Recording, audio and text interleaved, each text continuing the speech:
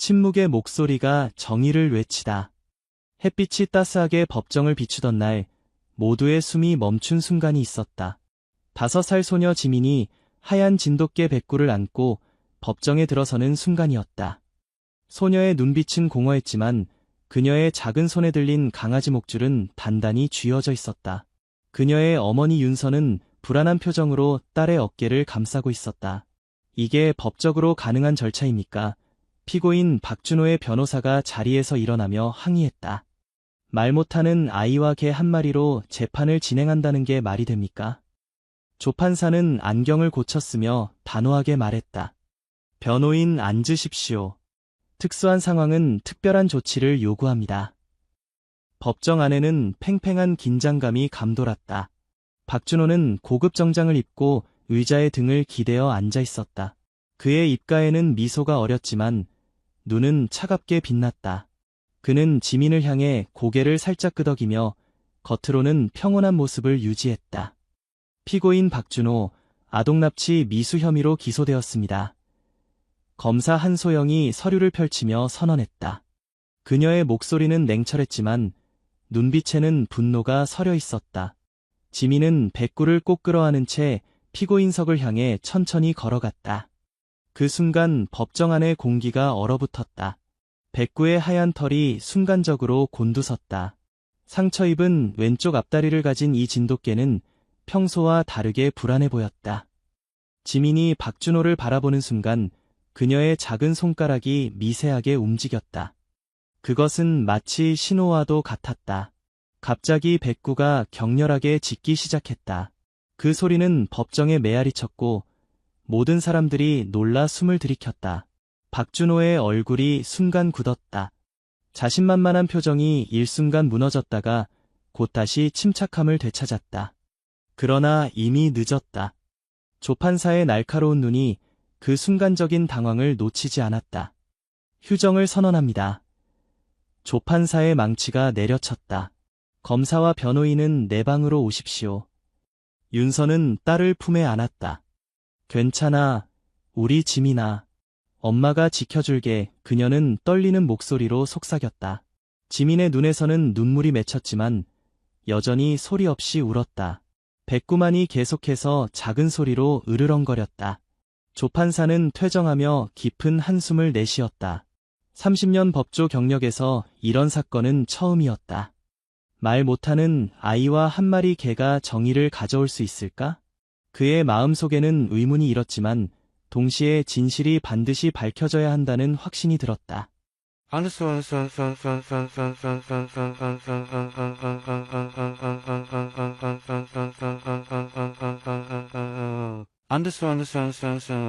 몇 달 전 벚꽃이 흐드러지게 피어난 서울의 조용한 주택가. 지민은 활발하고 수다스러운 아이였다. 윤서가 부엌 창문으로 딸을 지켜보며 미소 짓던 그날 생활의 평온함이 산산조각났다. 지민아, 이거 심어볼래? 윤서는 꽃씨 몇 개를 내밀며 물었다. 지민은 해맑게 웃으며 고개를 끄덕였다. 엄마, 이 꽃은 무슨 색이 피어나요? 지민의 맑은 목소리가 봄바람에 실려왔다. 아마도 보라색일 거야. 내가 제일 좋아하는 색. 그때 전화벨이 울렸다. 윤서는 잠시 자리를 비워야 했다. 금방 올게. 마당에서만 놀고 있어. 윤서는 부엌으로 들어가 전화를 받았다. 여보세요? 네, 김 선생님. 통화는 5분을 넘지 않았다. 하지만 그 짧은 시간이 모든 것을 바꿔놓았다. 윤서가 다시 마당으로 나왔을 때 그녀의 심장은 멈추는 듯했다. 마당 문이 열려 있었고 낯선 남자가 지민 앞에 쪼그리고 앉아 있었다. 이건 정말 맛있는 사탕이야. 한번 먹어볼래? 남자의 목소리는 부드러웠지만 그의 눈빛은 위험했다. 지민아, 윤서의 비명이 공기를 갈랐다. 남자는 순간 얼어붙었다가 황급히 일어섰다. 그는 검은색 차로 달려가 시동을 걸었고 타이어 소리를 내며 사라졌다. 지민은 엄마에게 달려갔지만 그 순간 이후로 그녀의 목소리는 사라졌다. 그날 밤 경찰이 집에 왔다. 지민은 그림을 통해 남자의 모습을 표현하려 했지만 떨리는 손으로는 충분하지 않았다. 이웃들의 진술을 바탕으로 경찰은 박준호라는 용의자를 찾아냈다. 그는 평범한 외모의 남자였지만 최근 몇 주간 그 지역에서 목격되었다고 했다. 증거가 충분하지 않습니다. 담당 형사가 윤서에게 말했다. 아이가 증언하지 않으면 체포영장을 발부받기 어렵습니다. 윤서는 밤마다 딸의 방에서 흐느끼는 소리를 들었다. 지민의 눈에는 공포가 가득했다. 한때 웃음소리로 가득했던 집은 이제 침묵에 휩싸였다. 윤서는 딸을 품에 안고 매일 밤 속삭였다. 괜찮아. 엄마가 지켜줄게. 그 나쁜 사람이 다시는 너에게 오지 못하게 할 거야. 하지만 윤서의 마음 깊은 곳에서는 불안감이 자라났다. 박준호는 여전히 자유의 몸이었고 증거 없이는 그를 막을 방법이 없었다. 지민의 침묵은 날이 갈수록 깊어졌고 그 침묵 속에 공포가 자라고 있었다.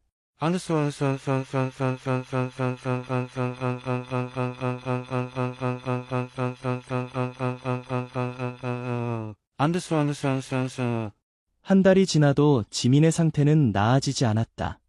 병원을 전전했지만 모든 의사의 진단은 같았다. 외상성 선택적 함구증입니다. 시간이 필요해요. 하지만 시간만으로는 충분하지 않았다. 지민의 눈빛은 점점 더 멀어져 갔다. 마침내 아동심리학 전문가 김민우를 만났을 때 윤서는 마지막 희망을 걸었다. 검은 뿔테 안경을 쓴 그는 지민의 그림을 오래 들여다보았다. 반려동물 매개 치료를 시도해볼까요? 김민우가 제안했다. 동물은 때로 우리가 닿을 수 없는 마음의 문을 여는 열쇠가 되기도 합니다. 윤서는 의심스러웠지만 더 이상 잃을 것도 없었다. 다음 날 그들은 동물보호소를 찾았다. 다양한 동물들 사이에서 지민은 무반응으로 서 있었다.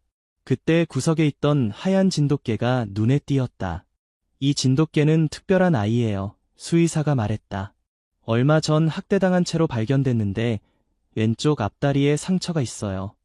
하지만 놀랍게도 매우 영리하고 사람의 감정을 잘 이해하는 것 같아요. 윤서는 지민을 진돗개에게 데려갔다. 처음에 지민은 뒤로 물러섰지만 진돗개가 부드럽게 꼬리를 흔들자 그녀의 눈에 작은 변화가 일었다.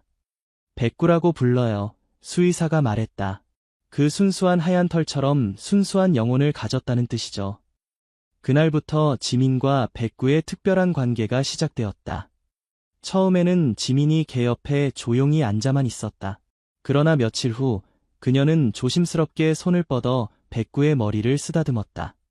김민우는 이 상호작용을 주에 깊게 관찰했다. 흥미롭군요. 지민이 무의식적으로 손가락 움직임으로 의사소통을 시도하고 있어요. 그리고 백구가 그에 반응하고 있어요. 시간이 지날수록 지민과 백구의 유대감은 깊어졌다. 지민은 여전히 말하지 않았지만 그녀의 손가락은 미묘한 움직임으로 백구와 대화했다. 더 놀라운 것은 백구가 그 신호에 반응하여 특정한 행동을 보이기 시작했다는 점이었다. 김민우는 그의 기록에 적었다. 지민이 자신의 감정을 백구를 통해 표현하는 것 같다. 이것은 혁신적인 치료 방법이 될 수 있다. 윤서는 딸의 얼굴에 오랜만에 생기가 돌아오는 것을 보았다. 비록 침묵은 여전했지만 그 어둠 속에서 희미한 빛이 깜박이기 시작했다.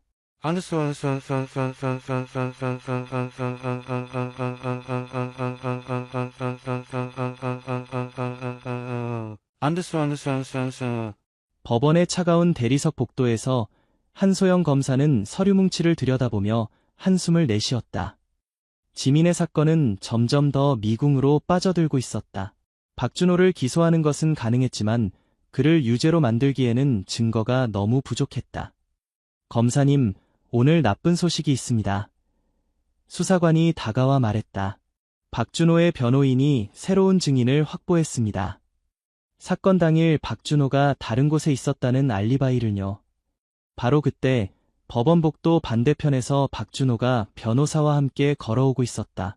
그는 어깨를 으쓱하며 자신감 넘치는 미소를 지었다. 안녕하세요, 검사님. 박준호가 능글맞게 인사했다. 오늘 날씨가 참 좋네요. 그렇죠? 한소영은 대답 대신 차갑게 노려보았다. 같은 시간 공원 벤치에 앉아있던 최영철 노인은 자신이 본 것을 기억하려 애쓰고 있었다. 그는 그날 오후 지민과 대화하던 남자를 분명히 보았다. 하지만 그의 증언은 재판에서 큰 힘을 발휘하지 못했다. 할아버지, 시력이 좋지 않으시다면서요. 박준호의 변호사가 신문하는 동안 비웃음을 지었다. 그날 안경도 안 쓰셨다면서요. 정말 확실하게 보셨나요? 최영철은 손을 떨며 대답했다. 내 눈이 나빠도 그건 분명히 그 사람이었소. 하지만 배심원들의 표정은 의심스러웠다. 노인의 증언은 큰 설득력을 갖지 못했다. 한소영은 무력감을 느꼈다. 박준호는 조금씩 빠져나가고 있었다. 법원 날짜가 다가올수록 한소영의 불안은 커져갔다. 증거 부족으로 박준호가 풀려난다면 지민뿐만 아니라 다른 아이들도 위험에 처할 수 있었다. 그때 전화벨이 울렸다. 김민우 치료사였다. 검사님, 중요한 발견이 있습니다. 지민과 백구에 관한 건데 법정에서 시도해 볼 만한 가치가 있을 것 같습니다. 한소영은 갑자기 심장이 빨리 뛰는 것을 느꼈다. 어떤 발견인가요? 직접 보셔야 합니다. 지금 바로 올 수 있으세요? 한소영은 재빨리 자켓을 집어들었다. 희망의 불씨가 작게 타오르기 시작했다. 어쩌면 이것이 박준호의 가면을 벗길 기회일지도 모른다. 비록 평범한 진돗개가 법정에 증인이 된다는 것은 전례 없는 일이지만 절박한 상황에서는 모든 가능성을 열어둘 필요가 있었다.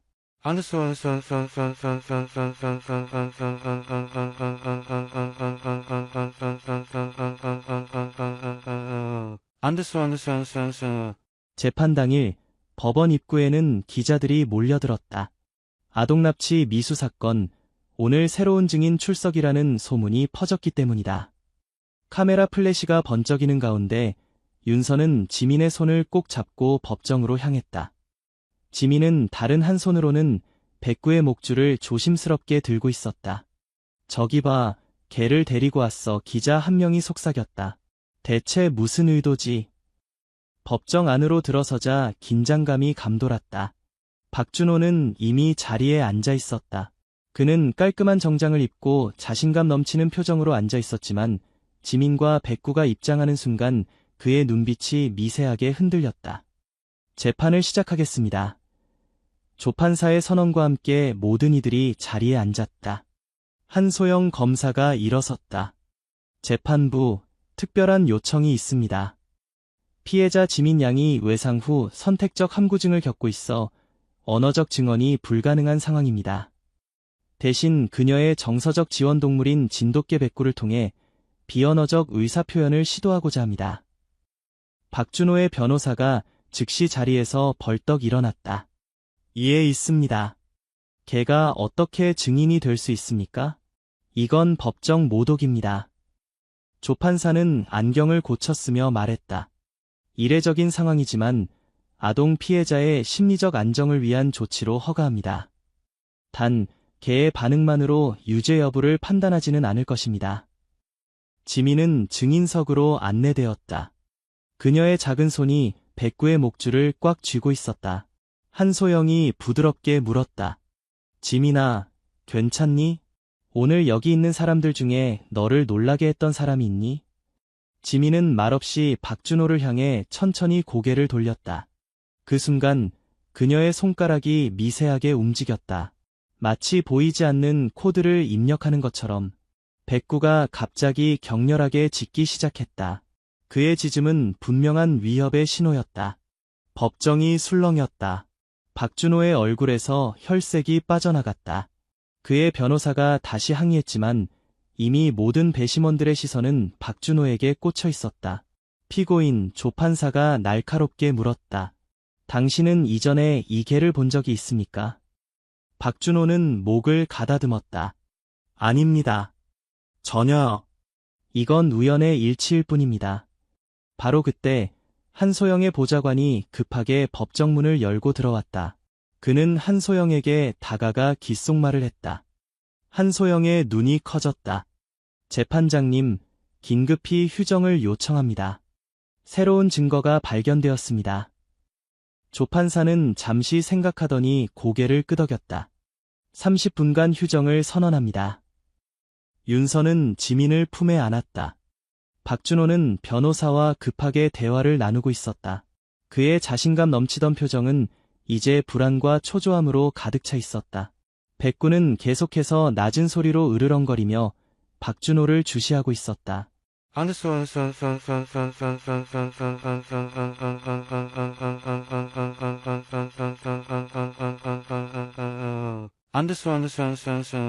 휴정 시간, 조판사의 개인 집무실에는 팽팽한 긴장감이 감돌았다. 창문으로 비치는 오후의 햇살조차 공기 중의 심각함을 누그러뜨리지 못했다. 무슨 새로운 증거가 발견되었다는 겁니까? 조판사는 책상 위에 손을 모으며 한소영 검사를 바라보았다. 한소영은 태블릿을 꺼내 보여주었다. 강원도에 위치한 박준호 명의의 별장에서 불법 감금 흔적으로 추정되는 물건들이 발견되었습니다. 그리고 그의 차량에서 채취한 흙 샘플이 해당 별장 주변 토양과 일치합니다. 김민우 치료사가 말을 이었다. 더 중요한 것은 지민과 백구 사이의 의사소통 방식입니다. 제가 수개월간 관찰한 결과 지민은 특정 손가락 움직임으로 백구에게 신호를 보내고 백구는 그의 반응에 특정 행동을 합니다. 이건 단순한 우연이 아닙니다. 윤서는 떨리는 목소리로 덧붙였다. 처음에는 저도 믿기 어려웠어요. 하지만 지민이 특정 손동작을 할 때마다 백구는 일관된 반응을 보였어요. 마치 지민의 목소리가 된 것 같았어요. 조판사는 깊은 한숨을 내쉬었다. 30년 법조 경력에서 이런 사례는 처음이었다. 법적으로는 전례가 없는 상황입니다. 개의 반응을 증거로 채택하는 것은 재판장님, 한소영이 단호하게 끊었다. 이 아이는 트라우마로 말을 잃었습니다. 그녀가 찾은 유일한 소통 방법이 이계를 통한 것이라면 우리는 이를 무시해서는 안 됩니다. 조판사는 창밖을 응시하며 생각에 잠겼다. 그의 마음속에서는 법리와 정의 사이의 갈등이 일고 있었다. 백구가 박준호를 이전에 만난 적이 있을 가능성은요? 그가 문득 물었다. 모두가 고개를 저었다. 불가능합니다. 김민우가 답했다. 백구는 지민이 사건 이후에 만난 동물입니다. 다만 동물들은 인간의 공포 반응에 민감하게 반응합니다. 지민이 박준호를 보고 느끼는 두려움을 백구가 감지하는 것일 수 있습니다. 밖에서는 기자들이 몰려 웅성거리고 있었다. 증인 진돗개라는 단어가 이미 뉴스 속보로 퍼지고 있었다. 개의 증언만으로는 유죄 판결을 기대하기 어렵습니다. 조판사가 마침내 말했다. 강원도 별장에 대한 수사영장을 즉시 발부하겠습니다. 그곳에서 구체적인 증거가 나오길 바랍니다. 감사합니다, 재판장님. 한소영은 안도의 한숨을 내쉬었다. 복도로 나오자 박준호의 변호사가 기다리고 있었다. 이게 무슨 서커스입니까? 개의 짖음을 증거로 채택하다니요. 한소영은 차갑게 응수했다. 진실은 때로 가장 예상치 못한 곳에서 드러나기도 합니다, 변호사님. 지민은 어머니의 품에 안겨 조용히 있었다. 그녀의 손은 여전히 백구의 목줄을 꼭 쥐고 있었다. 그것은 마치 이 하얀 개만이 그녀의 유일한 안전선처럼 보였다.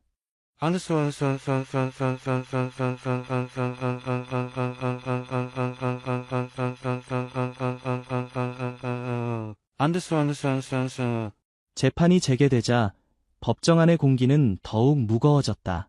한소영 검사는 단호한 표정으로 일어섰다. 재판부의 허가를 받아 지민 양을 다시 한번 증인석으로 모시겠습니다. 지민은 어머니의 부축을 받으며 천천히 증인석으로 향했다. 백구는 여전히 그녀의 곁을 지키고 있었다. 법정 안의 모든 시선이 이 작은 소녀와 그녀의 진돗개에게 집중되었다. 지민아, 한소영이 다정하게 말했다. 피고인을 한 번 더 볼 수 있겠니? 지민은 천천히 고개를 들어 박준호를 바라보았다. 그녀의 눈에는 공포와 결의가 섞여 있었다. 몇 초간의 침묵 후 지민의 손가락이 미묘하게 움직이기 시작했다. 그것은 마치 무언가를 타이핑하는 듯한 혹은 피아노 건반을 누르는 듯한 움직임이었다. 백구가 즉시 반응했다. 그는 격렬하게 짖으며 박준호를 향해 몸을 던지려 했다. 윤서가 급히 백구의 목줄을 붙잡았지만 그의 분노는 명백했다. 법정이 술렁였다. 박준호는 얼굴이 창백해지며 자리에서 미세하게 움찔했다. 질문이 있습니다. 피고인 한소영이 박준호를 향해 날카롭게 말했다. 당신은 정말로 이 개를 처음 보는 것입니까? 왜 당신에게 이런 반응을 보이는지 설명할 수 있습니까? 박준호는 목을 가다듬으며 대답했다. 우연의 일치일 뿐입니다. 개들은 때때로 낯선 사람에게 공격적인 행동을 보이기도 하지 않습니까? 그 순간 법정문이 열리고 정형사가 급하게 들어왔다. 그는 한소영에게 다가가 귓속말을 했다. 한소영의 표정이 순간적으로 밝아졌다. 재판장님, 강원도 별장에서 중요한 증거가 발견되었습니다. 저희 팀이 지금 현장에 있습니다. 한 가지 특이한 요청이 있는데 치료사 김민우 선생님과 백구를 현장으로 데려가고 싶습니다. 박준호의 변호사가 벌떡 일어났다. 이해 있습니다. 이건 완전히 비정상적인 절차입니다. 조판사는 잠시 생각에 잠겼다. 비정상적이긴 하지만 이 사건의 특수성을 고려해 허가하겠습니다. 단, 모든 과정은 비디오로 기록되어야 합니다. 윤서는 불안한 표정으로 지민을 바라보았다. 지민을 데려가지는 않을 거죠? 아닙니다. 한소영이 안심시켰다. 지민은 여기 머물러야 합니다. 김민우 선생님과 백구만 갈 것입니다. 지민은 처음으로 감정적인 반응을 보였다. 그녀는 백구의 목줄을 더 꽉 붙잡았고 눈에는 눈물이 맺혔다. 김민우가 부드럽게 설명했다. 지민아, 백구가 진실을 찾는데 도움을 줄 수 있을 거야. 곧 돌아올 거야. 약속할게. 지민은 망설이다가 천천히 백구의 목줄을 놓았다. 그녀의 눈빛에는 두려움보다 이제 희망이 더 크게 빛나고 있었다. 정형사는 백구의 목줄을 조심스럽게 잡고 김민우와 함께 법정을 나섰다. 박준호는 꼼짝 않고 앉아 있었지만 그의 이마에 땀방울이 맺히기 시작했다. 그가 무언가를 숨기고 있다는 사실은 이제 모두에게 명백해 보였다. 조판사는 망치를 두드렸다. 별장 수색 결과를 기다리는 동안 재판을 2시간 휴정합니다.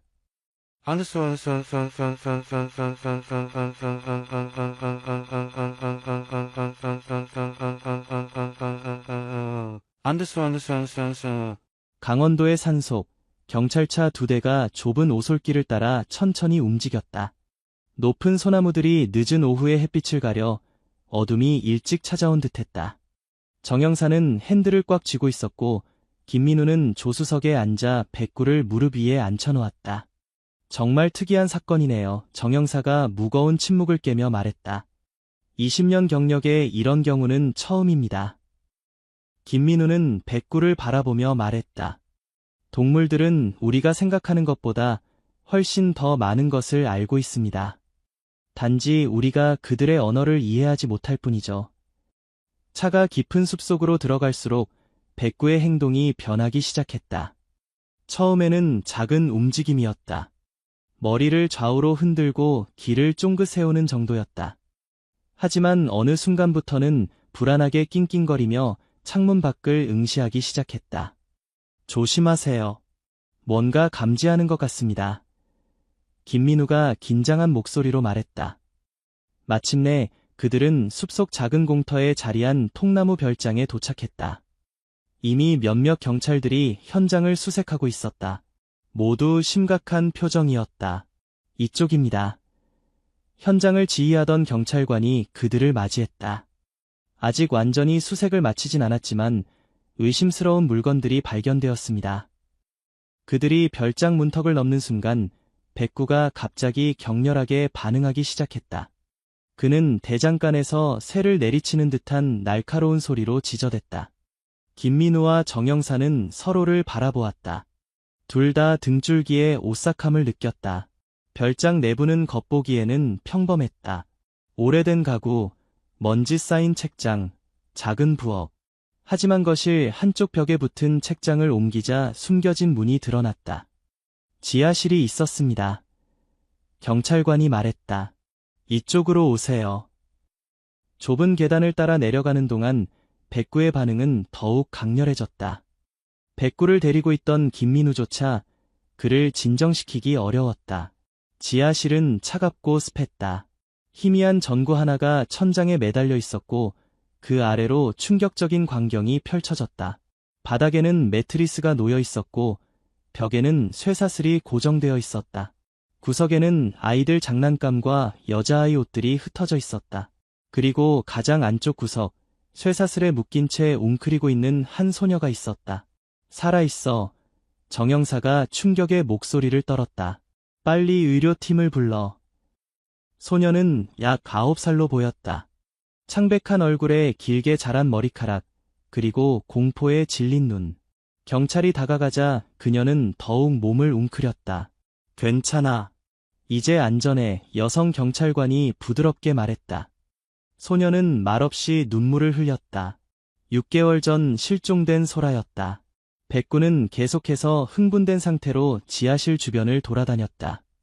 때로는 맹렬하게 짖다가 때로는 소라에게 다가가 조심스럽게 냄새를 맡았다.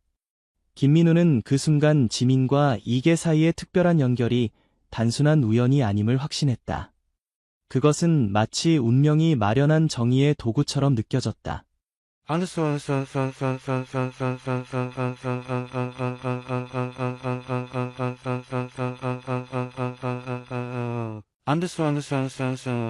서울 법원으로 돌아오는 길, 정형사의 차 안은 무거운 침묵에 휩싸여 있었다. 김민우는 백구를 바라보며 깊은 생각에 잠겼다. 평범한 진돗개가 가진 영향력이 거대한 범죄를 해결하는 열쇠가 되리라고는 누구도 예상하지 못했다. 소라는 어떻게 됩니까? 김민우가 마침내 침묵을 깼다. 정형사는 한숨을 내쉬었다. 지금은 병원에 있어요. 6개월 동안 감금되어 있었던 것으로 추정됩니다. 다행히 생명에는 지장이 없지만 심리적 트라우마는. 말을 끝맺지 못한 채 그는 핸들을 꽉 움켜쥐었다. 두 사람 모두 그 작은 지하실에서 본 광경을 쉽게 지울 수 없었다. 증거는 충분합니까? 김민우가 다시 물었다. 넘치죠. 정형사가 답했다. 지하실 쇠사슬에서 박준호의 지문과 DNA가 발견되었습니다. 그리고 소라는, 그녀는 박준호를 명확히 알아보았어요. 서울에 도착하자마자 그들은 곧장 법원으로 향했다. 뉴스는 이미 빠르게 퍼졌고 법원 앞에는 수많은 기자들이 몰려 있었다. 카메라 플래시가 번쩍이는 가운데 그들은 급히 건물 안으로 들어갔다. 한소영 검사가 복도에서 그들을 기다리고 있었다. 그녀의 표정은 긴장으로 가득했다. 어떻게 됐습니까? 정형사는 간결하게 상황을 설명했다. 한소영의 눈은 충격과 분노로 번갈아 빛났다. 끔찍하군요. 그녀가 중얼거렸다. 하지만 이제 우리는 그를 법의 심판대에 세울 수 있습니다. 그들이 법정으로 들어서자 모든 시선이 그들에게 집중되었다. 박준호는 피고인석에 앉아 있었지만 이전의 자신감은 온데간데 없었다. 그의 얼굴은 창백했고 눈은 불안하게 움직였다. 조판사가 입을 열었다. 강원도 별장에서의 조사 결과를 들어보겠습니다. 정형사가 증인석에 섰다. 그는 차분하게 별장에서 발견한 증거들을 하나하나 열거했다. 지하실, 쇠사슬, 소라의 발견, 그리고 DNA 증거까지. 법정은 충격에 휩싸였다.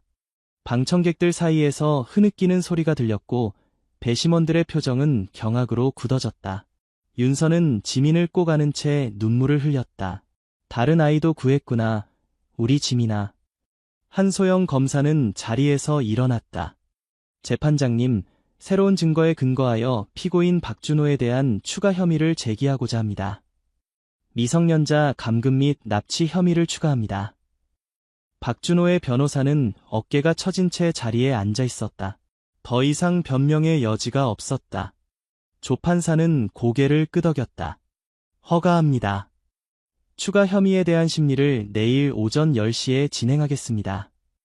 피고인 박준호는 구치소로 이송될 것입니다. 박준호가 법정 밖으로 끌려나가는 동안 백구는 조용히 지켜보고 있었다. 지민은 그 하얀 개를 바라보며 처음으로 미소를 지었다. 그것은 희미했지만 분명한 희망의 빛이었다.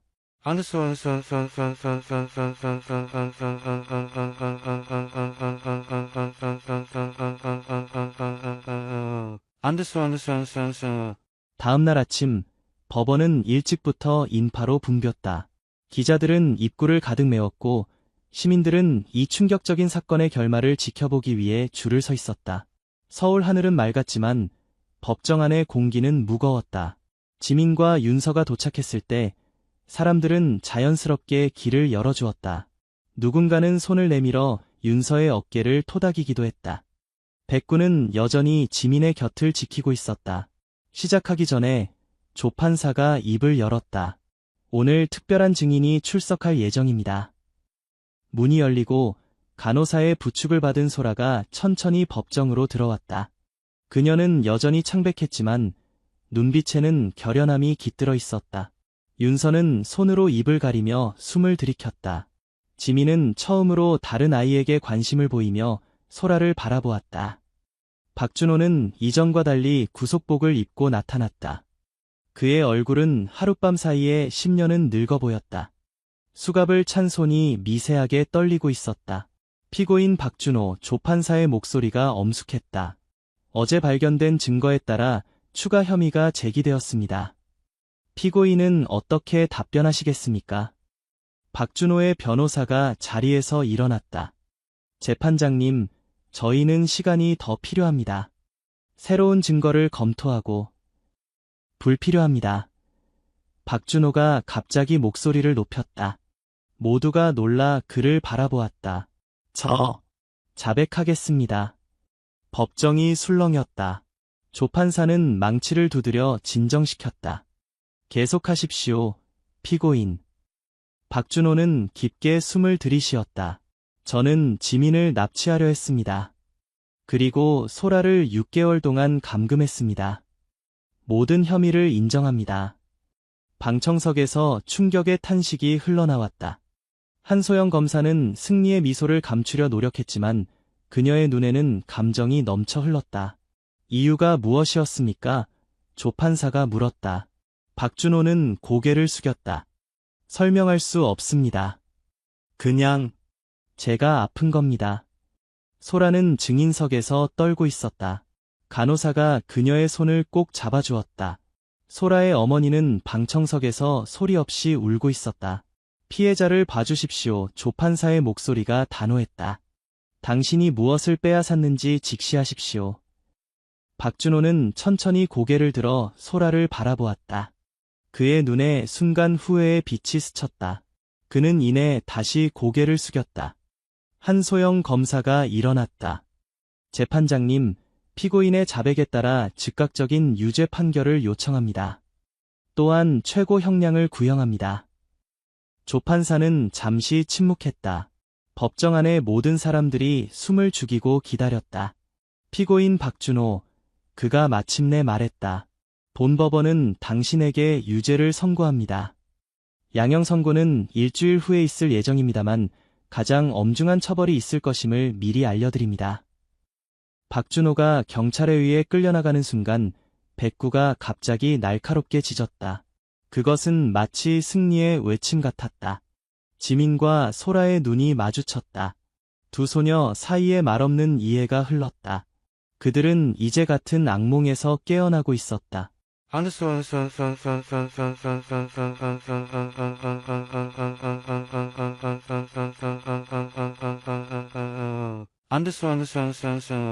법정이 문을 닫고 1시간이 지났지만 지민과 윤서는 법원 계단에 앉아 있었다. 봄날의 햇살이 따스하게 내리쬐었지만 그들의 마음속에는 여전히 복잡한 감정이 소용돌이쳤다. 백구는 조용히 지민의 곁에 누워 있었다. 이제 집에 가자. 지민아, 윤서가 부드럽게 말했다. 그때 한소영 검사가 계단을 내려오다 그들을 발견했다. 그녀는 잠시 망설이다가 다가왔다. 오늘 정말 대단했어요. 그녀가 지민의 머리를 쓰다듬으며 말했다. 너와 백구 덕분에 정의가 실현되었어. 지민은 여전히 말없이 백구만 바라보았다. 한소영은 윤서에게 시선을 돌렸다. 내일 양형 선고 전에 소라의 가족이 당신과 지민을 만나고 싶어 해요. 괜찮을까요? 윤서는 잠시 생각에 잠겼다가 고개를 끄덕였다. 물론이죠. 우리도 그들을 만나고 싶어요.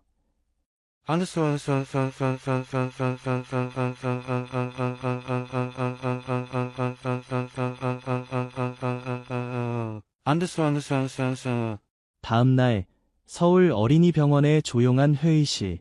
소라의 부모는 불안한 표정으로 문 앞에서 기다리고 있었다.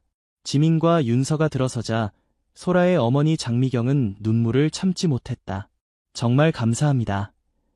그녀가 윤서의 손을 꼭 잡았다. 당신의 딸과 그 개가 없었다면. 윤서도 눈물을 참으며 고개를 저었다.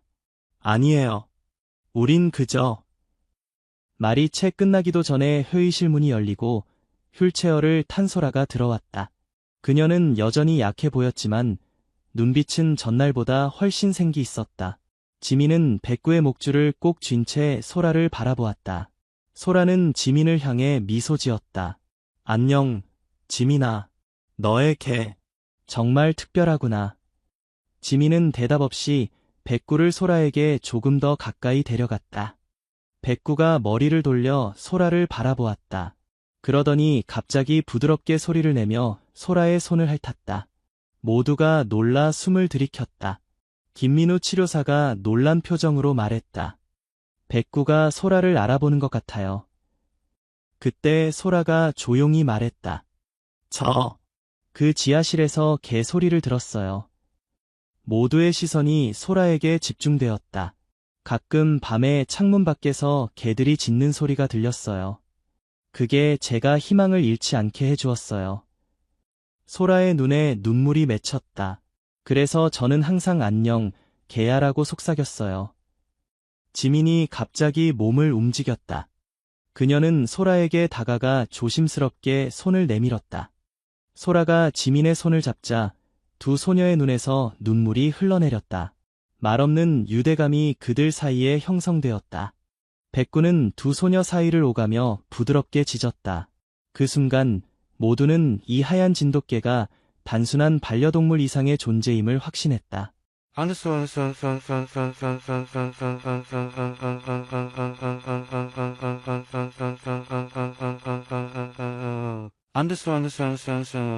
다음 주 양형 선고일.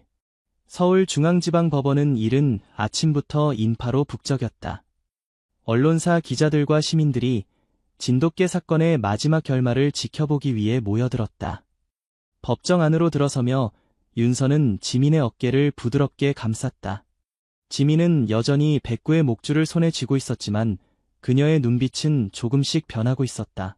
공포보다는 평온함이 더 깊어지고 있었다. 모두 일어서 주십시오. 서기의 선언과 함께 조판사가 입장했다. 박준호는 구속된 상태로 법정에 섰다. 그의 얼굴은 일주일 사이 더욱 초췌해졌고 어깨는 완전히 내려앉았다. 그는 더 이상 교만한 미소를 짓지 않았다. 피고인 박준호에 대한 양형 선고를 진행하겠습니다. 조판사가 서류를 넘기며 말했다. 그때 박준호의 변호사가 갑자기 손을 들었다. 재판장님, 잠시만요. 의뢰인이 최종 발언을 하고 싶어 합니다. 조판사는 잠시 고민하다가 고개를 끄덕였다. 허가합니다. 피고인, 말씀하십시오. 박준호는 천천히 일어섰다. 그의 목소리는 떨렸다. 저는 제가 저지른 일에 대해 깊이 반성하고 있습니다. 특히 그는 지민과 백구를 향해 시선을 돌렸다. 그 개. 저는 처음에 그냥 우연이라고 생각했습니다. 하지만 지금은 압니다. 그건 우연이 아니었어요. 법정이 긴장감으로 조용해졌다. 조판사가 눈썹을 치켜 올렸다. 무슨 뜻입니까, 피고인? 박준호는 깊게 숨을 들이쉬었다. 제가 소라를 가두었던 지하실 창문 밖에 종종 하얀 개가 나타났습니다. 아마도 그 근처 마을의 개였을 겁니다. 소라가 그 개에게 말을 걸곤 했죠. 그리고 그는 말을 잠시 멈추었다. 그리고 제가 지민을 데려가려 했을 때 근처에서 하얀 개가 크게 짖었던 것 같습니다. 그때는 생각지 못했는데 한소영 검사가 자리에서 벌떡 일어났다. 재판장님, 이건 새로운 증언입니다.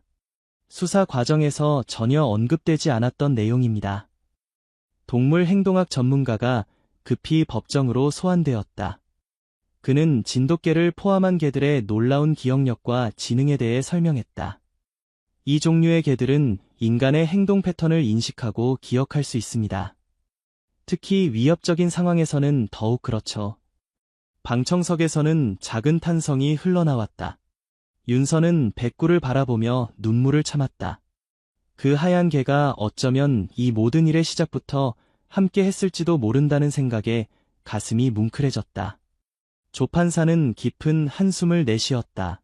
이 사건은 법정 역사상 가장 특이한 사례 중 하나가 될 것입니다. 그러나 정의는 때로 예상치 못한 방식으로 실현되기도 합니다. 그는 최종 판결문을 들어올렸다.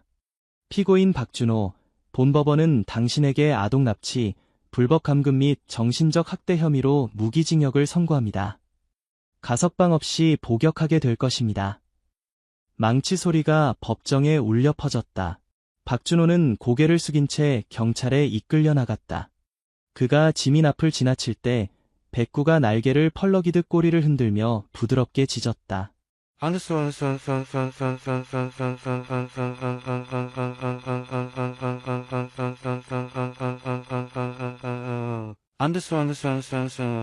박준호의 무기징역 선고가 내려진 지 일주일이 지났다. 그동안 진돗개 사건은 전국적인 화제가 되었고 동물 매개 치료에 대한 관심이 높아졌다. 지민과 윤서의 집 앞에는 연일 기자들이 몰려들었지만 그들은 조용히 문을 닫고 세상의 시선을 피했다. 비가 내리는 토요일 오후, 윤서는 거실 창가에 앉아 정원을 바라보고 있었다. 예전에 지민과 함께 심었던 보라색 꽃들이 빗방울을 머금고 반짝이고 있었다. 지민은 소파에 앉아 백구 옆에서 그림을 그리고 있었다. 백구는 지민의 곁에 누워 때때로 고개를 들어 그림을 들여다보았다. 초인종 소리에 윤서가 문을 열었다. 한소영 검사와 김민우 치료사가 비에 젖은 우산을 접으며 서 있었다. 들어오세요. 윤서가 그들을 안으로 맞이했다. 거실로 들어서자 김민우의 눈이 커졌다. 지민이가 그림을 그리고 있군요. 윤서는 미소 지었다. 네, 요즘은 많이 그려요. 백구와 함께 있을 때 특히 더요. 한소영은 조심스럽게 지민에게 다가갔다.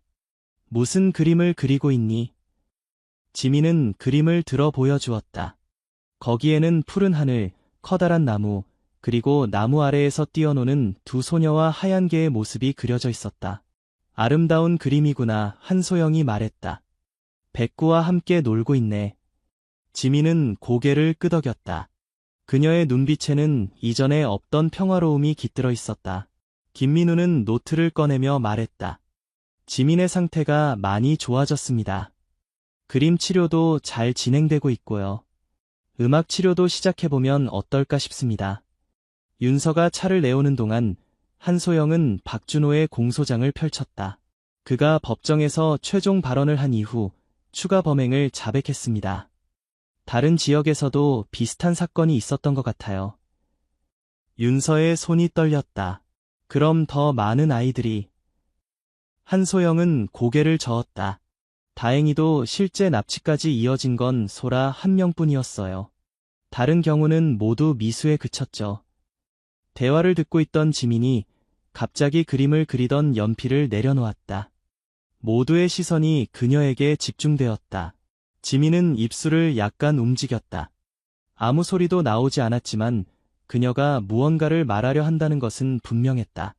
지민아, 윤서가 딸에게 다가갔다. 지민은 다시 한번 입술을 움직였다. 이번에는 희미한 소리가 새어나왔다. 안.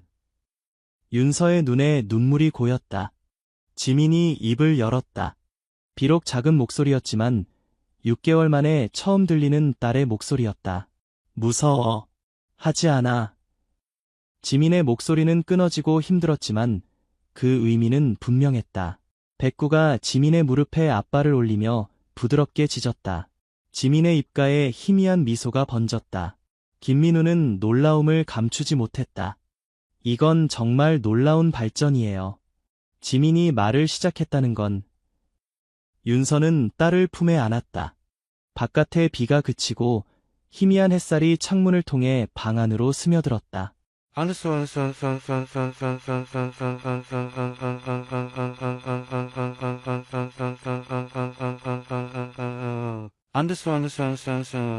한 달 후, 봄의 끝자락에 서울은 여름의 열기를 서서히 느끼고 있었다. 김민우 치료사의 사무실 창문으로 햇살이 따스하게 비추고 있었다. 오늘은 지민의 공식적인 치료 종료일이었다. 마지막 세션을 어떻게 진행할까요? 김민우가 미소 지으며 지민에게 물었다. 지민은 아직 완전히 자유롭게 말하지는 못했지만 짧은 문장은 천천히 말할 수 있게 되었다. 그림 그릴래요. 윤서는 딸의 회복 과정을 지켜보며 감동의 눈물을 참았다. 불과 몇 주 전만 해도 상상할 수 없었던 변화였다. 김민우는 크레파스와 도화지를 내밀었다. 오늘은 무엇을 그리고 싶니? 지민은 잠시 생각하더니 그림을 그리기 시작했다. 백구는 여전히 지민의 곁에 앉아 때때로 머리를 기울여 그림을 들여다보았다. 그녀가 그리는 동안 김민우와 윤서는 조용히 대화를 나누었다. 앞으로의 계획은 어떻게 되나요? 김민우가 물었다. 윤서는 창밖을 바라보며 말했다. 다음 달에 제주도로 이사갈 예정이에요. 지민에게 새로운 시작이 필요할 것 같아서요. 그리고 그녀는 망설이다가 말을 이었다. 소라의 가족도 비슷한 시기에 제주도로 이사한대요. 아이들이 서로에게 의지가 될 수 있을 것 같아요. 김민우는 고개를 끄덕였다. 좋은 결정이네요. 자연 속에서 두 아이가 함께 치유될 수 있을 거예요. 그때 지민이 그림을 들어 올렸다. 그림에는 푸른 바다가 펼쳐진 제주도의 풍경, 그리고 그 속에서 손을 잡고 있는 두 소녀가 그려져 있었다. 두 소녀 곁에는 하얀 진돗개가 뛰어놀고 있었다. 백구, 우리랑 갈 거예요. 지민이 천천히 말했다. 물론이지. 윤서가 딸의 머리를 쓰다듬었다. 백구는 이제 우리 가족이야. 그때 지민이 갑자기 백구에게 손을 내밀었다. 백구는 그녀의 손에 부드럽게 머리를 기댔다. 지민은 백구를 바라보며 천천히 또박또박 말했다. 백구야, 고마워. 그녀의 목소리는 작았지만 확실했다. 백구는 꼬리를 흔들며 기쁘게 짖었다. 그 순간 지민의 입가에 진짜 미소가 번졌다. 김민우는 감동한 눈빛으로 이 장면을 지켜보았다. 이 아이가 정말 놀라운 회복력을 보여줬어요. 그리고 백구, 이 하얀 개가 해낸 일은 그 어떤 치료사도 할 수 없었을 겁니다. 윤서는 눈물을 참으며 고개를 끄덕였다. 처음에는 이해할 수 없었어요. 어떻게 한 마리 개가 이렇게 큰 변화를 가져올 수 있는지. 사랑과 신뢰의 힘이죠. 김민우가 부드럽게 말했다. 때로는 가장 예상치 못한 방식으로 찾아오기도 합니다. 지민은 창밖을 바라보았다. 그곳에는 새들이 자유롭게 날아다니고 있었다. 그녀의 눈빛에는 더 이상 두려움이 없었다. 대신 미래를 향한 희망으로 빛나고 있었다. 새로운 시작, 지민이 속삭였다. 백구는 그녀의 말에 화답하듯 기쁘게 짖었다. 이들의 여정은 끝났지만 동시에 새로운 시작이었다. 어둠 속에서 빛을 찾은 두 영혼, 작은 소녀와 하얀 진돗개는 서로에게 목소리가 되어주었고 그 과정에서 진정한 용기가 무엇인지 세상에 보여주었다. 희망은 때로 우리가 가장 예상치 못한 곳에서 찾아온다. 지민에게는 그것이 바로 백구였다. 말을 할 수 없는 소녀와 상처 입은 개가 만나 서로의 상처를 치유하며 정의를 실현하고 새로운 삶을 시작하는 이야기. 그것은 단순한 우연이 아니라 운명의 섭리였는지도 모른다. 서울 외곽의 조용한 주택가, 봄의 따스한 햇살이 내리쬐는 평화로운 오후였다. 벚꽃잎들이 살랑이는 바람에 흩날리며 도로 위에 분홍빛 카페트를 만들어내고 있었다. 이곳 강변구는 서울의 번잡함과는 거리가 있었지만 그렇다고 시골처럼 한적하지도 않은 중간쯤의 동네였다. 아파트 단지와 주택들이 조화롭게 어우러져 있었고 주변으로는 작은 공원과 놀이터가 있어 아이를 키우는 가족들이 많이 살았다. 김윤서는 생후 6개월 된 아들 민준이와 함께 공원에서 산책을 즐기고 있었다. 그녀는 32세의 평범한 주부였지만 민준이가 태어난 후 육아 휴직을 하고 있었다. 남편 이준호는 대기업에서 개발자로 일하느라 늦은 시간까지 자주 귀가하지 못했고 윤서는 대부분의 시간을 혼자서 민준이를 돌보며 보냈다. 하지만 그녀는 불평하지 않았다. 오랫동안 아이를 갖지 못했던 그들에게 민준이의 탄생은 기적과도 같은 선물이었기 때문이다. 우리 민준아, 오늘 날씨 정말 좋지? 엄마랑 산책하니까 기분 좋아. 윤서는 유모차에 앉아 방긋 웃고 있는 민준이에게 말을 걸었다. 민준이는 맑은 웃음소리로 응답했고 그 웃음소리는 윤서에게 하루의 피로를 씻어주는 청량제 같았다. 공원은 오후 햇살 아래 평화로웠다.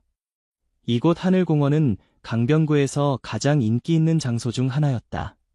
잘 정돈된 산책로와 화단, 작은 연못, 그리고 아이들을 위한 놀이시설이 있어 주말이면 항상 사람들로 붐볐다. 오늘은 평일이라 비교적 한산했지만 그래도 몇몇 엄마들이 아이들과 함께 있었다. 윤서는 가끔 그들과 인사를 나누고 육아에 관한 이야기를 공유하곤 했지만 오늘은 혼자만의 시간이 필요했다. 민준이가 태어난 후로 윤서의 삶은 완전히 변했고 가끔은 자신만의 공간이 그리웠다. 그녀는 남편 준호가 요즘 더 바빠진 것에 대해 생각하고 있었다. 준호는 중요한 프로젝트를 맡게 되면서 더 늦게 귀가하는 날이 많아졌고 주말에도 종종 회사에 나갔다. 윤서는 이해했지만 그래도 마음 한편으로는 외로움이 느껴졌다. 윤서는 공원 벤치에 앉아 잠시 휴식을 취하기로 했다. 그녀는 유모차를 벤치 옆에 세워두고 가방에서 물병을 꺼내 물을 마셨다. 봄 햇살은 따뜻했지만 목이 마를 정도로 뜨겁지는 않았다. 그녀는 잠시 눈을 감고 따스한 햇살을 느끼며 깊은 숨을 들이마셨다. 바로 그때였다. 윤서가 한눈을 판 사이 갑자기 한 마리의 큰 개가 나타났다. 그것은 독일 세퍼드로 보였고 목줄도 없이 혼자 돌아다니고 있었다. 개는 다른 사람들을 지나치며 곧장 윤서가 앉아있는 벤치 쪽으로 다가왔다. 윤서는 눈을 떴을 때 개가 이미 유모차 가까이 다가와 있는 것을 보고 놀랐다. 그녀는 개를 무서워하지는 않았지만 주인 없이 돌아다니는 큰 개가 아기에게 다가오는 것이 불안했다. 저기요. 이 개 주인 되시는 분. 윤서는 주변을 둘러보며 소리쳤지만 아무도 응답하지 않았다. 개는 유모차에 다가가 호기심 가득한 눈으로 민준이를 바라보았다. 민준이는 개를 보고 울기는커녕 오히려 기뻐하며 손을 뻗었다. 윤서는 조심스럽게 유모차 쪽으로 다가가려고 했다. 괜찮아, 착한 개야. 우리 민준이한테 가까이 오지 마. 윤서는 부드럽게 말하며 개에게 천천히 다가갔다. 그러나 그 순간 예상치 못한 일이 벌어졌다. 개는 갑자기 민준이의 옷자락을 물었다. 윤서는 놀라서 소리쳤지만 개는 이미 행동을 취했다. 그것은 민준이를 유모차에서 들어올려 물고는 빠른 속도로 공원을 가로질러 달리기 시작했다. 민준아, 윤서의 비명이 공원에 울려 퍼졌다. 그녀는 정신없이 개를 쫓아 달렸지만 개는 놀라울 정도로 빨랐고 곧 공원 밖으로 사라졌다. 주변에 있던 사람들이 윤서의 비명 소리에 놀라 상황을 알아차렸다. 몇몇은 휴대폰을 꺼내 경찰에 신고했고 다른 이들은 윤서를 따라 개를 쫓기 시작했다. 제 아기가. 윤서는 말을 제대로 잇지 못했다. 그녀의 온몸은 공포로 떨렸고 눈에서는 눈물이 쏟아졌다. 세상이 순간 무너져 내리는 것 같았다. 소식은 순식간에 동네 전체로 퍼졌다. 경찰이 도착했고 수색 작업이 시작되었다. 윤서의 남편 준호도 급히 회사에서 달려왔다. 그는 아내를 부둥켜 안고 진정시키려 했지만 윤서의 공포와 슬픔은 가라앉지 않았다. 우리 민준이를 찾아야 해. 준호야, 우리 아기가. 윤서는 남편의 품에서 계속 흐느꼈다. 준호는 강한 척하려 했지만 그의 눈에도 눈물이 맺혔다. 그는 경찰에게 달려가 상황을 더 자세히 물어보았다. 현재 모든 인력을 동원해 수색 중입니다. 시민들의 제보도 받고 있고 인근 CCTV도 확인하고 있습니다. 경찰관은 최대한 차분하게 설명했지만 그의 표정에서도 긴장감이 역력했다. 시간이 흐르면서 동네 주민들도 자발적으로 수색에 참여했다. 소셜미디어에는 민준이가 실종되었다는 소식이 빠르게 퍼졌고 많은 사람들이 정보를 공유하고 도움을 주려 했다. 하지만 날이 어두워지기 시작했고 민준이는 여전히 찾을 수 없었다. 윤서와 준호는 경찰서에서 대기 중이었다. 윤서는 이제 울음을 멈추고 그저 멍한 표정으로 벽만 바라보고 있었다. 준호는 아내의 손을 꼭 잡고 있었지만 그도 점점 희망을 잃어가고 있었다. 민준이 사진을 더 공유해주세요. SNS에 올릴게요. 경찰관이 부부에게 부탁했다. 준호는 휴대폰을 꺼내 민준이의 최근 사진들을 경찰에게 보여주었다. 그 중에는 민준이가 태어난 지 100일 되던 날 찍은 사진도 있었다. 밝게 웃고 있는 민준이의 모습이 준호의 마음을 더 아프게 했다. 찾을 거예요. 반드시 찾을 거예요. 경찰관은 확신에 찬 목소리로 말했지만 그의 눈에는 불안함이 묻어났다. 그때 경찰서 전화가 울렸다. 여보세요? 네, 여기는 강변구 경찰서입니다. 경찰관은 전화를 받았다. 그의 표정이 갑자기 변했다. 정말요? 어디서요? 지금 바로 확인하겠습니다. 윤서와 준호는 즉시 경찰관의 변화된 표정을 알아차렸다. 무슨 일이에요? 우리 민준이에 대한 소식인가요? 준호가 급히 물었다. 경찰관은 고개를 끄덕였다. 방금 제보가 들어왔습니다. 북한산 근처 작은 오두막에서 아기 울음소리가 들린다고 합니다. 그리고 그 근처에서 당신들이 설명한 것과 비슷한 개가 목격되었다고 합니다. 윤서는 자리에서 벌떡 일어났다. 지금 당장 가야 해요. 우리 민준이일 거예요. 경찰은 윤서와 준호에게 현장에 동행하지 말라고 권했지만 두 사람은 고집을 꺾지 않았다. 결국 경찰차에 함께 탑승하여 제보된 위치로 향했다. 차는 도심을 벗어나 북한산 방향으로 향했다. 길은 점점 좁아졌고 마지막에는 차가 더 이상 갈 수 없는 지점에 도달했다. 나머지 거리는 걸어서 가야 했다. 저기 불빛이 보입니다. 경찰관 중 한 명이 가리켰다. 어두운 산 속에서 희미한 불빛이 보였다. 모두 조심스럽게 그 방향으로 이동했다. 그들이 가까이 다가갔을 때 작은 오두막이 눈에 들어왔다. 그리고 무엇보다 중요한 것은 오두막 밖에 그 개가 누워있다는 것이었다. 개는 경계하는 듯한 자세로 주변을 살피고 있었지만 사람들이 다가오자 짖지 않고 그저 지켜보고만 있었다. 경찰들은 총을 뽑아들고 개에게 조심스럽게 다가갔다. 하지만 예상과 달리 개는 공격적인 태도를 보이지 않았다. 오히려 꼬리를 살짝 흔들며 그들을 맞이했다. 이상합니다. 아기를 납치할 만큼 위험한 개라면 이렇게 순한 태도를 보이지 않을 텐데요. 한 경찰관이 중얼거렸다. 그때 오두막 안에서 아기 울음소리가 들렸다. 윤서는 즉시 그 소리를 알아차렸다. 민준이야. 우리 민준이 목소리야. 윤서는 경찰들을 밀치고 오두막으로 달려갔다. 경찰들도 빠르게 움직여 오두막 문을 열었다. 안에는 놀라운 광경이 펼쳐져 있었다. 오두막 안에는 한 노인이 민준이를 안고 있었다. 노인은 놀란 표정으로 문을 바라보았다. 민준이는 울고 있었지만 다치지는 않은 것 같았다. 민준아, 윤서는 아기에게 달려가 노인의 팔에서 민준이를 빼앗아 안았다. 아기는 엄마의 얼굴을 보자마자 울음을 그치고 웃음을 지었다. 경찰들은 노인에게 총을 겨누며 물었다. 움직이지 마세요. 왜 이 아이를 납치한 겁니까? 노인은 당황한 표정으로 손을 들었다. 납치라니요. 제가 아이를 납치한 게 아닙니다. 진돌이가 데려온 거예요. 진돌이요. 경찰은 의아한 표정을 지었다. 네, 저게 이름이 진돌이에요. 제 반려견이지요. 노인은 밖에 있는 개를 가리켰다. 저는 이 산에서 혼자 살고 있어요. 진돌이는 제 유일한 친구예요. 오늘 진돌이가 갑자기 아기를 물고 왔어요. 처음에는 깜짝 놀랐지만 아기가 울고 있어서 일단 돌봤어요. 경찰에 신고하려고 했는데 여기는 전화가 터지지 않아요. 경찰들은 서로 의아한 표정을 주고받았다. 이야기가 사실일까? 하지만 노인의 말투나 태도에서는 거짓말을 하는 것 같지 않았다. 그렇다면 왜 걔가 아이를 데려온 건가요? 준호가 물었다. 노인은 잠시 생각하더니 말했다. 아마도 아기가 위험에 처했다고 생각했을 수도 있어요. 진돌이는 원래 구조견 훈련을 받았거든요. 구조견이요? 윤서가 놀라서 물었다. 네, 진돌이는 예전에 소방서에서 구조견으로 일했어요. 하지만 나이가 들면서 은퇴했죠. 제가 데려와서 함께 살고 있어요. 노인은 설명했다.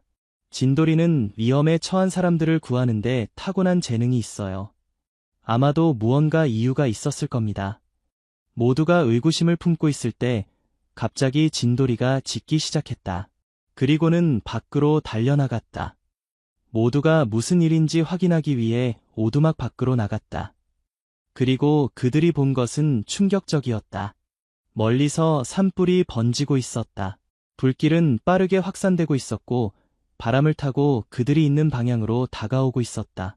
이런 산불이다. 경찰관들이 외쳤다. 이제 이해가 됩니다.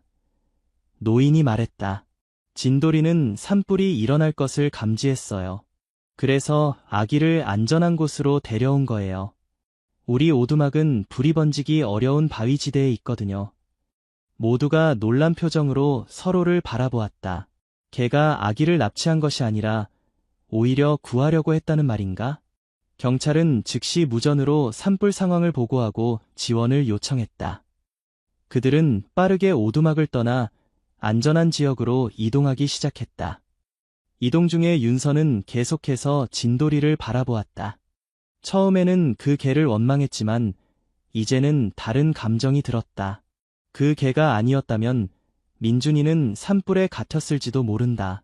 그들이 안전한 지역에 도달했을 때 소방대가 이미 도착해 있었다. 산불은 빠르게 번지고 있었고 공원을 포함한 주변 지역까지 위협하고 있었다. 소방관 중 한 명이 그들에게 다가왔다. 여러분 다치신 데는 없으신가요? 빨리 더 안전한 곳으로 이동하셔야 합니다. 그때 노인이 소방관을 자세히 보더니 놀란 표정을 지었다. 김 소방관님, 진돌이의 전 훈련사 아닌가요? 소방관도 노인과 개를 바라보더니 놀란 표정을 지었다. 이 개가 진돌이인가요? 은퇴 후에 어떻게 지내는지 궁금했는데. 그런데 여기서의 긴 이야기입니다만 진돌이가 오늘 한 아이의 목숨을 구했어요. 노인이 대답했다. 소방관은 웃으며 말했다. 그럴 줄 알았어요. 진돌이는 항상 뛰어난 감각을 가지고 있었거든요. 화재가 일어나기 전에 감지하는 능력이 특히 뛰어났죠. 윤서는 이 모든 대화를 듣고 있었다. 그녀는 민준이를 꼭 안고 진돌이를 바라보았다. 이제는 그 개가 다르게 보였다. 처음에는 두려움과 분노의 대상이었지만 이제는 감사함이 넘쳤다. 소방관들이 산불을 진압하는 동안 윤서와 준호는 노인과 이야기를 나누었다. 노인의 이름은 김철수였고 그는 오랫동안 이 산에서 혼자 살아왔다. 그의 유일한 가족은 진돌이였다. 진돌이가 없었다면 저는 외롭게 살았을 거예요. 그 아이는 제 생명의 은인이기도 합니다. 노인은 말했다. 어떻게 그런 일이? 준호가 물었다. 몇 년 전 제가 산에서 길을 잃었을 때 진돌이가 저를 찾아냈어요. 그때부터 우리는 함께 살게 되었죠. 노인은 설명했다. 윤서는 진돌이에게 다가가 조심스럽게 그의 머리를 쓰다듬었다.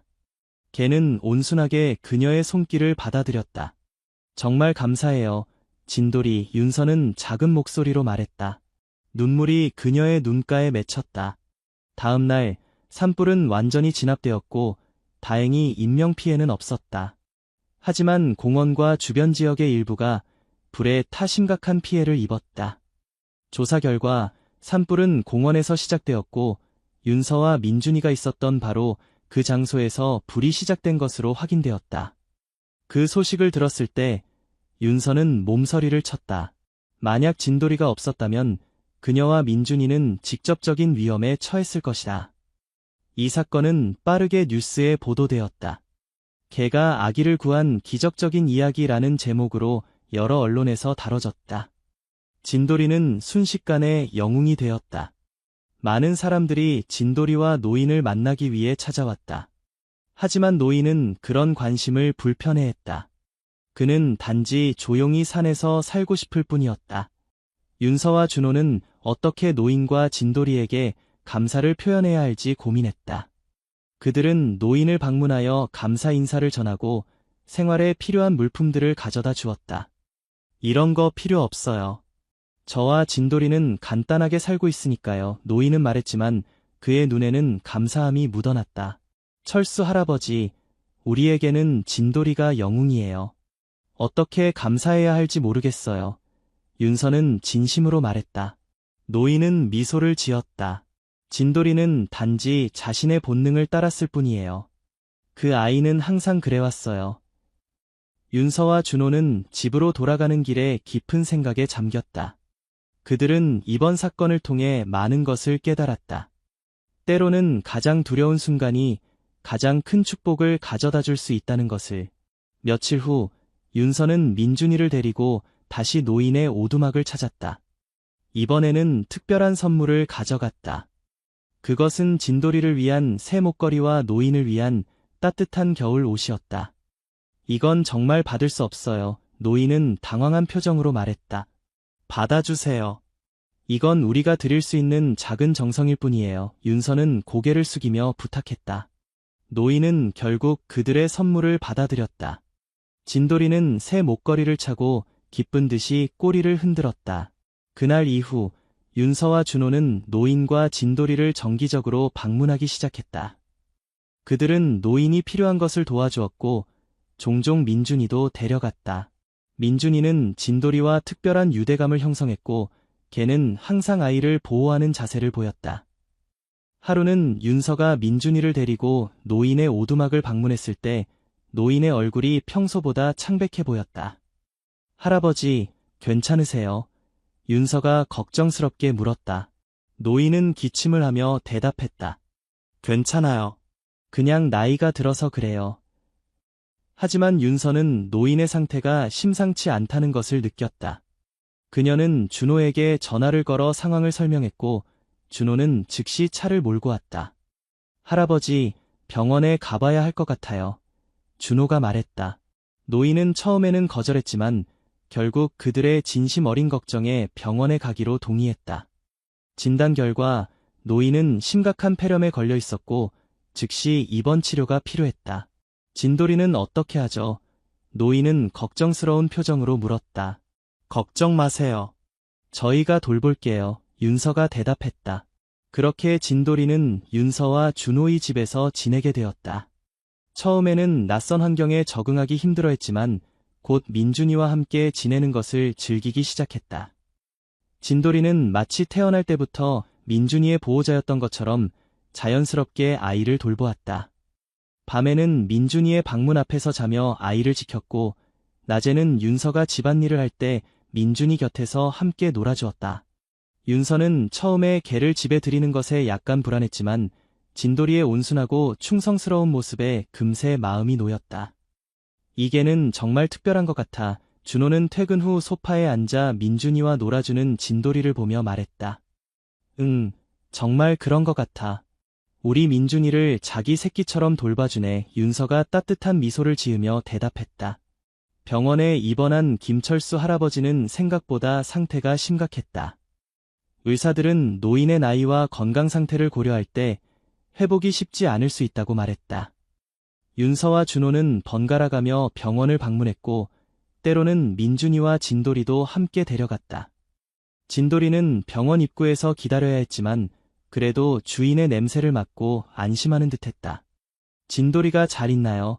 김철수 할아버지는 매번 물었다. 네, 걱정 마세요. 우리 집에서 아주 잘 지내고 있어요. 민준이랑 정말 친하게 지내고 있답니다. 윤서가 대답했다. 노인은 안도의 미소를 지었다. 그 아이는 정말 특별한 개예요. 내가 지금까지 본 개들 중에서 가장 영리하고 충성스러워요. 할아버지, 진돌이가 어떻게 구조견이 되었는지 더 자세히 알려주실 수 있을까요? 준호가 물었다. 노인은 천천히 몸을 일으켜 앉으며 이야기를 시작했다. 진돌이는 태어날 때부터 특별했어요. 제가 소방서에서 근무할 때 구조견 훈련 프로그램에 참여했는데 그때 진돌이가 다른 강아지들보다 훨씬 빨리 훈련을 습득했어요. 특히 화재 현장에서의 인명 구조 능력이 탁월했죠. 노인의 목소리에는 자부심이 묻어났다. 진돌이는 여러 번 사람들의 생명을 구했어요. 한 번은 큰 아파트 화재가 있었는데 모든 소방관들이 포기했을 때도 진돌이만은 안에 아직 사람이 있다고 계속 짖었어요. 결국 그 덕분에 의식을 잃은 어린아이를 구할 수 있었죠. 그렇군요. 진돌이는 정말 영웅이네요. 준호가 감탄했다. 네, 하지만 모든 영웅에게도 은퇴할 때가 오죠. 진돌이가 나이가 들면서 공식 임무에서는 물러났지만 그 능력만큼은 여전히 남아있는 것 같네요. 노인은 잠시 숨을 고르더니 계속했다. 제가 은퇴한 후에 진돌이도 함께 데려왔어요. 그 아이는 제게 가족 같은 존재였으니까요. 윤서는 노인의 눈에 맺힌 눈물을 보았다. 할아버지, 빨리 회복하셔서 진돌이와 다시 함께 지내실 수 있기를 바랄게요. 노인은 고개를 끄덕였지만 그의 표정에는 어딘가 체념한 듯한 기색이 보였다. 사실, 제 상태가 좋지 않다는 걸 알고 있어요. 의사 선생님도 솔직하게 말씀해 주셨어요. 제가 이제 얼마 남지 않았다고. 그런 말씀하세요. 윤서가 놀라서 말했다. 할아버지는 반드시 나으실 거예요. 노인은 부드럽게 미소 지었다. 인생에는 끝이 있는 법이에요. 제가 걱정하는 건 오직 진돌이뿐이에요. 그 아이가 저 없이 어떻게 지낼지. 준호는 결연한 표정으로 노인의 손을 잡았다. 걱정 마세요. 할아버지가 회복되실 때까지 저희가 진돌이를 돌볼게요. 그리고 만약 정말 최악의 상황이 온다면 저희가 진돌이를 맡겠습니다. 약속드릴게요. 노인의 눈에서 눈물이 흘러내렸다. 정말 고맙습니다. 진돌이는 제 전부였어요. 그 아이가 좋은 가족을 만나게 된 것 같아 다행이에요. 병원에서 돌아오는 길에 윤서와 준호는 무거운 마음으로 이야기를 나눴다. 의사 선생님 말로는 할아버지 상태가 심각해 보인대 준호가 운전대를 꽉 쥐며 말했다. 그런 것 같아. 너무 안타깝다. 저렇게 좋은 분이. 윤서의 목소리가 떨렸다. 우리가 할 수 있는 건 최선을 다해 할아버지를 돕고 진돌이를 잘 돌보는 거야. 준호가 결심한 듯 말했다. 집에 돌아왔을 때 진돌이는 현관문 앞에서 그들을 기다리고 있었다. 걔는 마치 병원에 다녀온 그들에게서 주인의 냄새를 맡은 듯 슬픈 눈으로 바라보았다. 괜찮아, 진돌이야. 할아버지 곧 나으실 거야. 윤서는 진돌이의 머리를 쓰다듬으며 말했지만 그녀 자신도 그 말을 온전히 믿지는 못했다. 그날 밤 윤서는 잠을 이루지 못했다. 그녀는 침대에서 일어나 민준이의 방으로 갔다. 아기는 평화롭게 자고 있었고 방문 앞에는 진돌이가 충실하게 지키고 있었다. 걔는 윤서를 보고 고개를 들었지만 자리를 떠나지는 않았다. 진돌이야, 넌 정말 특별한 존재구나. 윤서는 속삭였다. 다음 날 아침 갑작스러운 전화가 왔다. 병원에서였다. 김철수 할아버지의 상태가 급격히 악화되었다고 했다. 윤서와 준호는 서둘러 병원으로 향했다. 그들은 진돌이도 데려가기로 결정했다. 병원에 도착했을 때 의사는 심각한 표정으로 그들을 맞이했다. 노인분 상태가 많이 좋지 않습니다. 가족들이 모두 와 계신가요? 저희가 사실상 유일한 가족이에요. 준호가 대답했다. 진돌이도 데려왔는데 가능하다면 주인을 마지막으로 볼 수 있게 해주실 수 있을까요? 의사는 잠시 고민하더니 고개를 끄덕였다. 특별히 허락하겠습니다. 하지만 짧게 부탁드립니다. 그들은 진돌이를 데리고 중환자실로 향했다. 김철수 할아버지는 산소 마스크를 쓴 채 힘없이 누워 있었다. 그는 눈을 감고 있었지만 진돌이가 방에 들어오자 마치 느낀 듯이 천천히 눈을 떴다. 진돌이. 노인은 희미한 목소리로 불렀다. 진돌이는 주인의 목소리를 듣고 조용히 침대 옆으로 다가갔다. 개는 부드럽게 주인의 손을 핥았다. 노인의 눈에서 눈물이 흘러내렸다. 잘 있어, 내 친구야. 노인은 마지막 힘을 다해 진돌이의 머리를 쓰다듬었다. 이젠 내가 새 가족과 행복하게 살 차례야.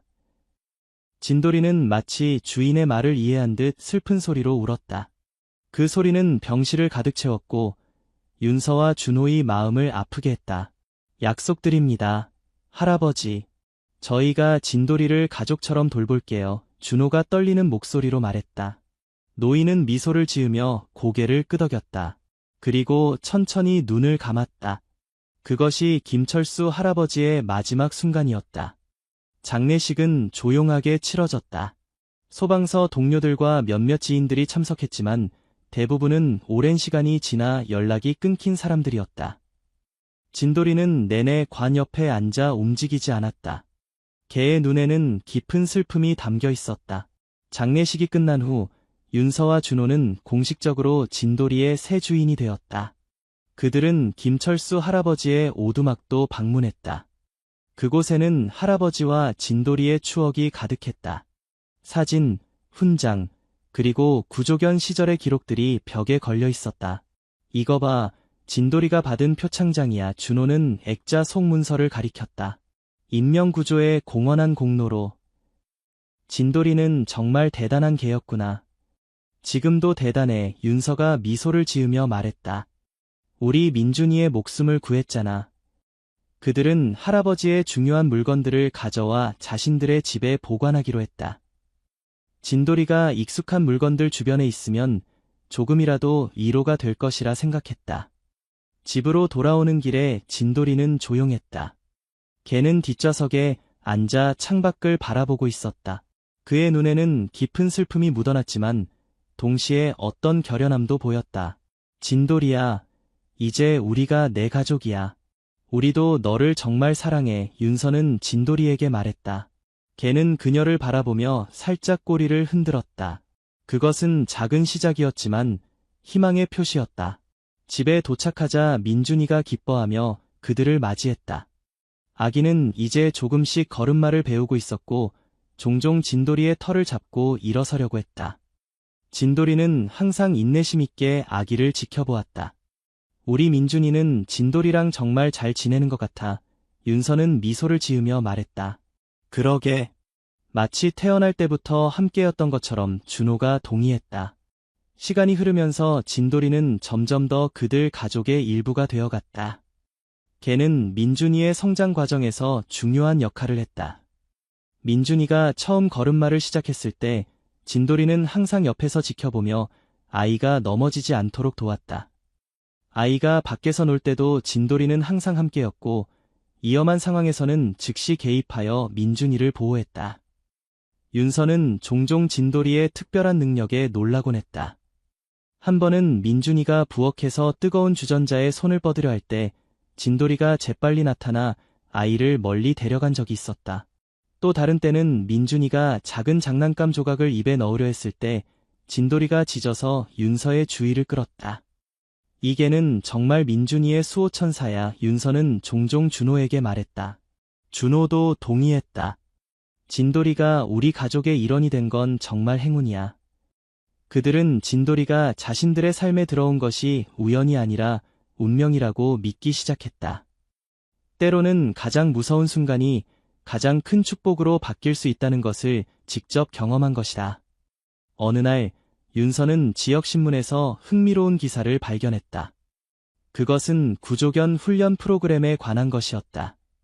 기사에 따르면 지역 소방서에서 새로운 구조견들을 훈련시키는 프로그램을 확장하고 있었고 경험 많은 개들이 새로운 구조견 훈련에 도움을 줄 수 있다고 했다.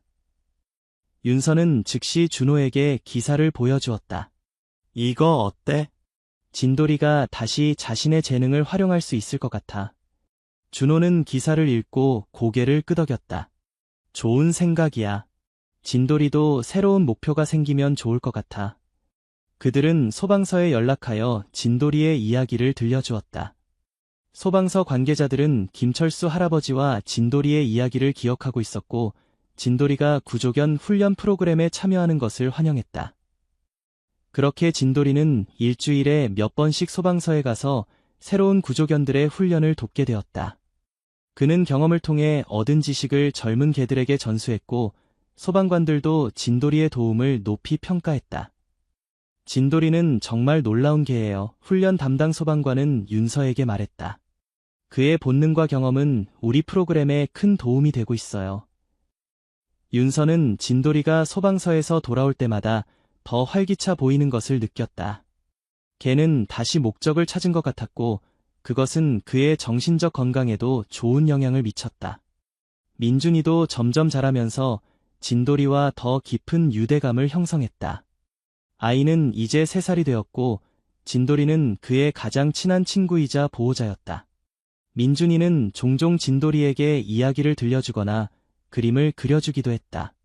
진돌이는 내 친구야. 엄마. 민준이는 자랑스럽게 말했다. 진돌이가 나를 구했다고 했지. 그래, 진돌이는 내 수호천사야. 윤서는 미소를 지으며 대답했다. 어느 날, 그들은 가족 여행으로 바닷가에 갔다. 진돌이도 함께였다. 날씨는 완벽했고, 해변은 사람들로 붐볐다. 민준이는 신이 나서 모래성을 쌓기 시작했고, 진돌이는 충실하게 그 옆에서 지켜보았다. 윤서와 준호는 가까운 곳에 자리를 잡고 휴식을 취했다. 그들은 민준이와 진돌이가 노는 모습을 지켜보며 행복을 느꼈다. 그때 갑자기 파도가 거세게 밀려왔다. 해변에 있던 사람들이 놀라 뒤로 물러섰다. 그러나 민준이는 모래성에 집중한 나머지 다가오는 파도를 알아차리지 못했다. 민준아, 윤서가 소리쳤지만 이미 파도가 민준이에게 다가오고 있었다.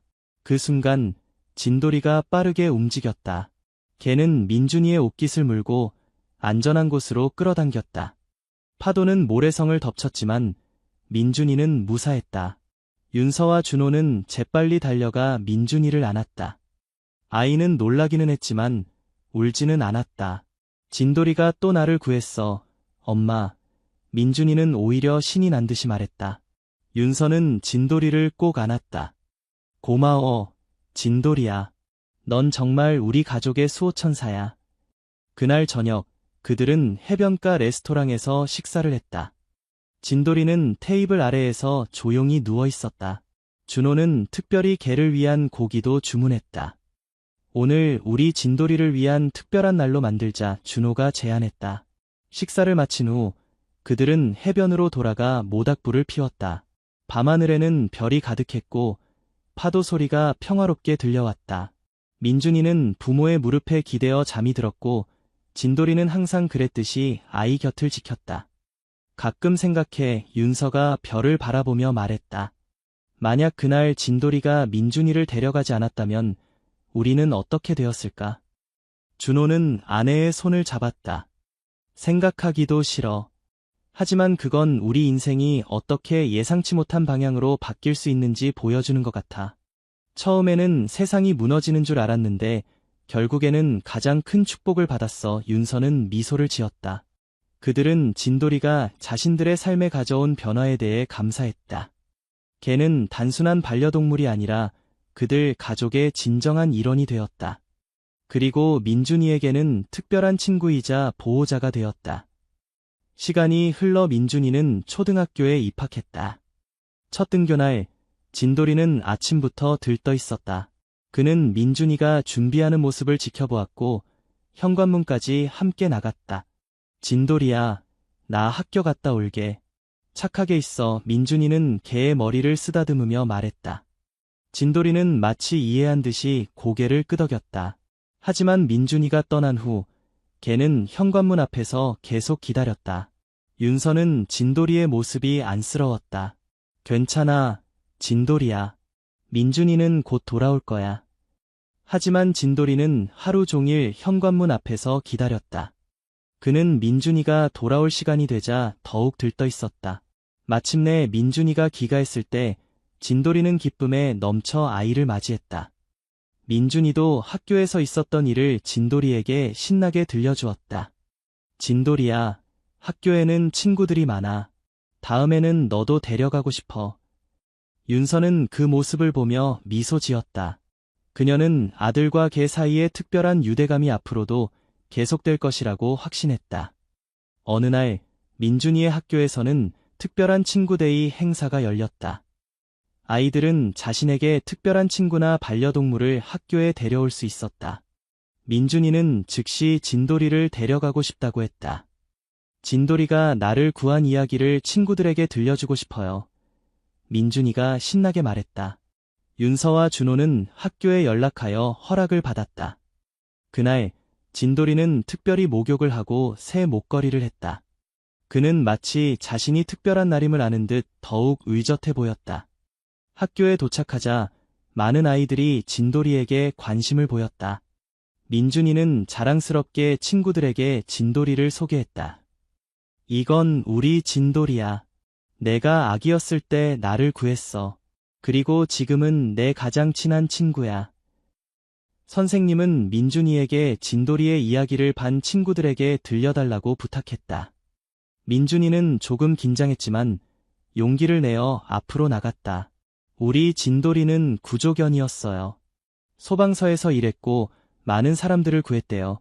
민준이는 자신이 들은 이야기를 최대한 정확하게 전달하려고 노력했다.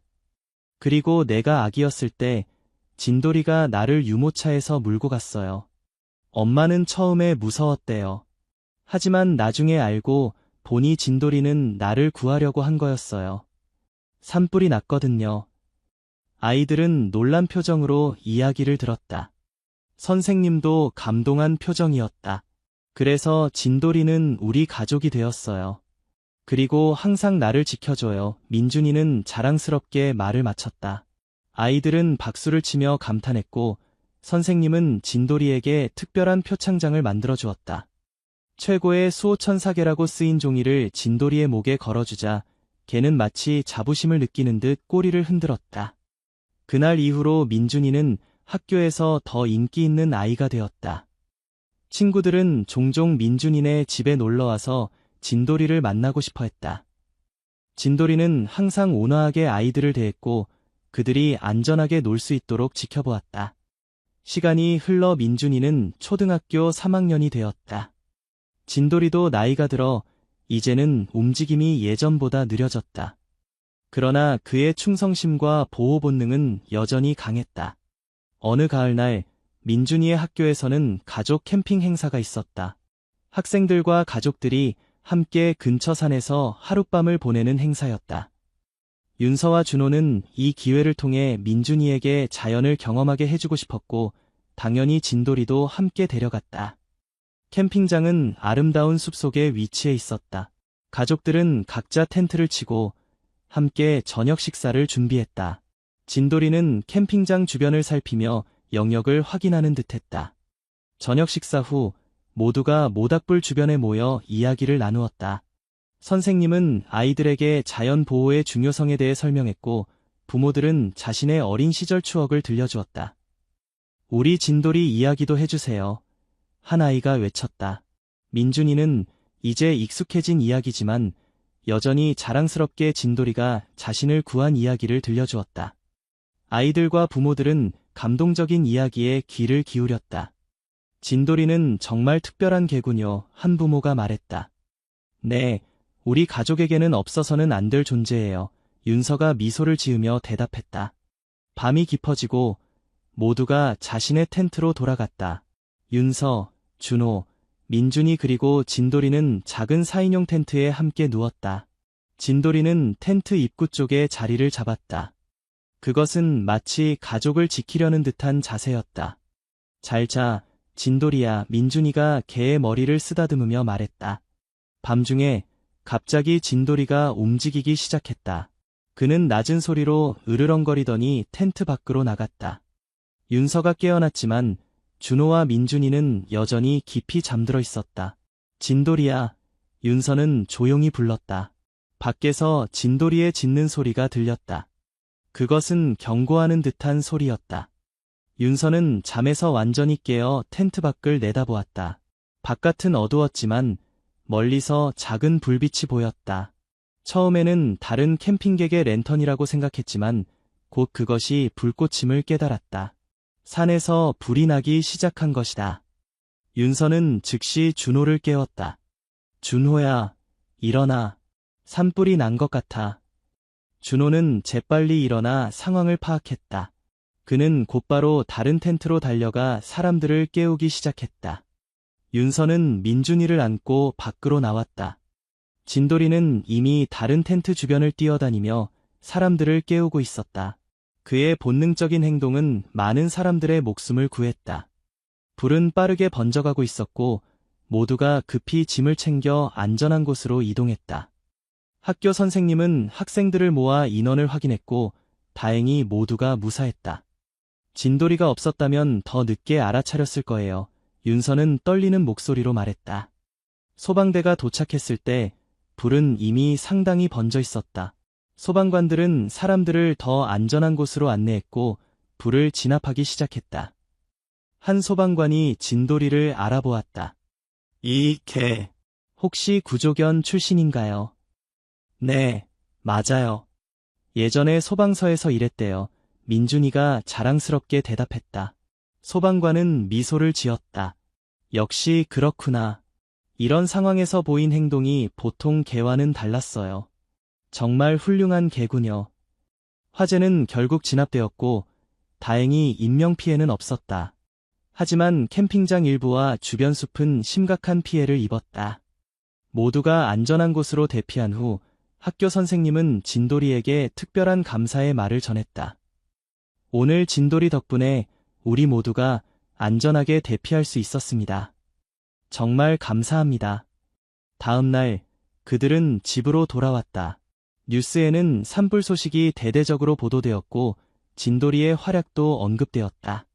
전직 구조견, 다시 한번 영웅이 되다라는 제목의 기사가 지역신문에 실렸다. 이 사건 이후 진돌이는 더욱 유명해졌다. 소방서에서는 그를 명예소방견으로 임명하는 행사를 열었고 많은 사람들이 참석했다. 민준이는 자랑스럽게 진돌이와 함께 단상에 올라 표창을 받았다. 진돌이는 단순한 개가 아닙니다. 그는 진정한 영웅이며 우리 지역 사회의 자랑입니다. 소방서장은 말했다. 이 모든 관심에도 불구하고 진돌이는 여전히 변함없이 민준이를 최우선으로 생각했다. 그는 항상 아이 곁을 지켰고 그의 안전을 가장 중요하게 여겼다. 그러나 시간은 모두에게 공평하게 흘러갔다. 진돌이도 예외는 아니었다. 걔는 점점 더 나이가 들어갔고 움직임이 더욱 느려졌다.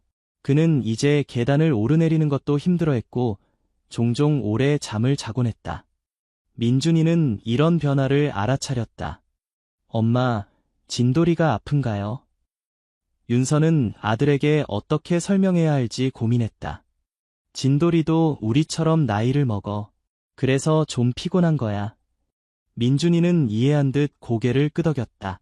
그는 이제 진돌이에게 더 많은 관심을 기울였다. 학교에서 돌아오면 바로 진돌이에게 달려가 그날 있었던 일을 들려주었고 주말에는 함께 조용한 산책을 즐겼다. 어느 날 윤서는 진돌이가 평소보다 더 지쳐 보이는 것을 발견했다. 그녀는 즉시 동물병원에 진돌이를 데려갔다. 수의사는 진찰 후 심각한 표정으로 말했다. 진돌이의 나이를 고려하면 이런 증상은 자연스러운 노화 과정입니다. 하지만 심장에도 문제가 있는 것 같습니다. 윤서의 마음이 무거워졌다. 얼마나 심각한가요? 지금으로서는 정확히 말하기 어렵습니다. 하지만 진돌이에게 스트레스를 주지 않는 것이 중요합니다.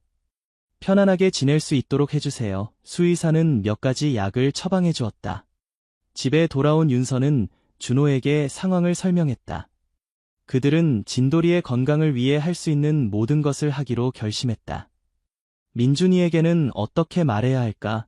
준호가 물었다. 사실대로 말해야 할 것 같아. 민준이는 이제 충분히 이해할 수 있을 거야. 윤서가 대답했다. 그날 저녁, 그들은 민준이에게 진돌이의 상태를 설명했다.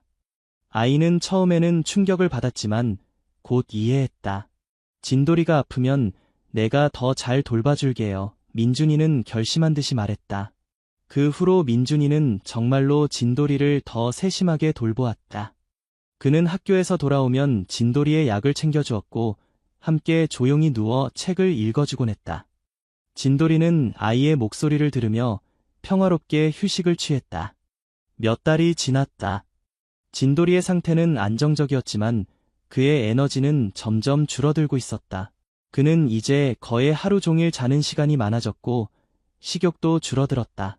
어느 겨울날 아침, 민준이는 진돌이를 깨우러 갔다. 하지만 걔는 평소와 달리 일어나지 않았다. 그는 여전히 숨을 쉬고 있었지만 매우 약해 보였다. 엄마, 진돌이가 일어나지 않아요. 민준이가 놀라서 외쳤다. 윤서와 준호는 즉시 달려왔다. 그들은 진돌이의 상태를 확인하고 서둘러 동물병원으로 향했다. 수의사는 진돌이를 신중하게 진찰했다. 진돌이의 심장이 많이 약해졌습니다. 나이를 고려하면 시간이 얼마 남지 않은 것 같습니다. 윤서의 눈에 눈물이 고였다. 얼마나 남았을까요? 정확히 말하기는 어렵지만 아마도 며칠, 길어야 몇 주 정도일 겁니다. 수의사는 안타까운 표정으로 말했다. 그들은 진돌이를 집으로 데려왔다. 걔는 거실에 특별히 준비된 편안한 침대에 눕혀졌다. 민준이는 학교에 가지 않고 진돌이 곁을 지켰다. 진돌이야, 넌 내 가장 친한 친구야. 절대 잊지 않을게. 민준이는 눈물을 참으며 말했다. 진돌이는 마지막 힘을 다해 꼬리를 흔들었다. 그의 눈에는 여전히 민준이를 향한 무한한 사랑이 담겨 있었다. 그날 밤, 가족은 모두 거실에서 함께 잤다. 그들은 진돌이 주변에 이불을 깔고 누웠다. 걔는 마치 가족들이 자신 곁에 있다는 것을 알고 안심하는 듯했다. 새벽녘, 윤서는 무언가 다른 것을 느꼈다. 그녀는 눈을 떠 진돌이를 바라보았다. 걔는 평화롭게 잠든 것처럼 보였지만 더 이상 숨을 쉬고 있지 않았다. 준호야. 윤서는 남편을 깨웠다. 그들은 말없이 서로를 바라보았다. 두 사람 모두 알고 있었다. 진돌이가 세상을 떠났다는 것을. 민준이는 아직 자고 있었다. 윤서와 준호는 아이를 어떻게 깨워야 할지 고민했다. 결국 그들은 민준이가 자연스럽게 일어날 때까지 기다리기로 했다. 아침이 되어 민준이가 눈을 떴을 때 그는 즉시 진돌이를 바라보았다. 잠시 침묵이 흘렀다. 진돌이, 하늘나라에 갔어요. 민준이가 조용히 물었다. 윤서는 고개를 끄덕였다. 응, 진돌이는 이제 편안하게 쉬고 있을 거야. 민준이의 눈에서 눈물이 흘러내렸지만 그는 용감하게 말했다. 진돌이는 정말 좋은 개였어요. 내 수호천사였어요. 그들은 뒷마당에 진돌이를 묻기로 했다. 준호는 작은 나무 상자를 만들었고 민준이는 진돌이가 좋아하던 장난감과 담요를 함께 넣었다. 윤서는 진돌이의 사진과 함께 작은 글을 썼다. 우리의 수호천사, 진돌이에게 내 사랑과 충성심은 영원히 우리 마음속에 남을 거야. 간단한 장례식이 열렸다. 이웃들과 소방서 사람들도 참석했다. 모두가 진돌이에 대한 추억을 나누었고 그의 용기와 충성심을 기렸다. 민준이는 작은 꽃다발을 상자 위에 올려놓으며 말했다. 진돌이야, 넌 내 가장 친한 친구였어. 고마워. 장례식 후 윤서와 준호는 진돌이를 기리기 위해 특별한 일을 하기로 결정했다. 그들은 지역동물 보호소에 기부를 하고 진돌이 재단을 설립했다. 이 재단은 은퇴한 구조견들을 지원하고 새로운 보호자를 찾아주는 일을 했다. 몇 개월 후 재단을 통해 그들은 한 마리의 강아지를 입양했다. 그것은 구조견 훈련을 받던 중 다리를 다쳐 은퇴한 작은 강아지였다. 이름은 별이었다. 별이는 진돌이를 대체할 수 없어요. 민준이는 말했다. 하지만 우리가 진돌이처럼 별이를 사랑해줄 수 있을 것 같아요. 새로운 가족 구성원인 별이는 처음에는 조심스러웠지만 곧 가족의 사랑에 응답했다. 그는 민준이의 새로운 친구가 되었고 가족에게 새로운 기쁨을 가져다 주었다. 시간이 흘러 민준이는 중학생이 되었다. 그는 여전히 종종 진돌이를 생각했고 뒷마당에 있는 작은 묘지를 자주 방문했다. 그곳에는 이제 작은 나무가 자라고 있었다. 어느 날 민준이는 학교 과제로 내 인생의 영웅에 대한 에세이를 써야 했다. 그는 망설임 없이 진돌이에 대해 쓰기로 결정했다. 내 인생의 영웅은 사람이 아닌 개입니다. 그의 이름은 진돌이였고 그는 내 목숨을 구한 구조견이었습니다. 민준이의 에세이는 학교에서 큰 주목을 받았고 지역신문에 게재되기도 했다. 그의 이야기는 많은 사람들에게 감동을 주었고 진돌이 재단에 대한 관심도 높아졌다. 윤서는 아들의 에세이를 읽으며 자랑스러움을 느꼈다. 그녀는 불과 몇 년 전 진돌이가 민준이를 데려갔을 때 느꼈던 공포와 절망을 떠올렸다. 그때는 세상이 무너지는 줄 알았지만 결국 그 사건은 그들의 삶에 가장 큰 축복을 가져다 주었다. 진돌이는 우리에게 많은 것을 가르쳐 주었어. 윤서는 준호에게 말했다.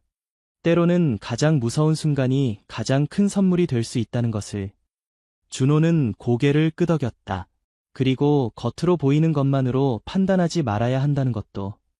그들은 종종 그날의 사건을 떠올리며 웃곤 했다.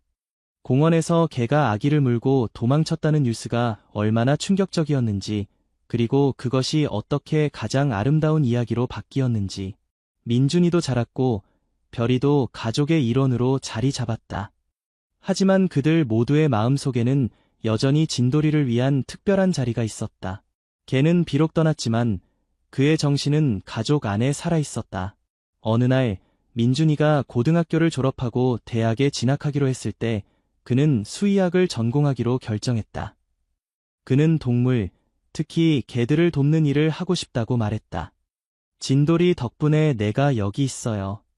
이제는 내가 다른 동물들을 도울 차례예요. 민준이는 결심했다. 윤서와 준호는 아들의 결정을 전적으로 지지했다. 그들은 진돌이가 민준이의 인생에 미친 영향이 얼마나 깊은지 알고 있었다. 대학 입학 직전 민준이는 뒷마당의 진돌이 묘지를 찾았다.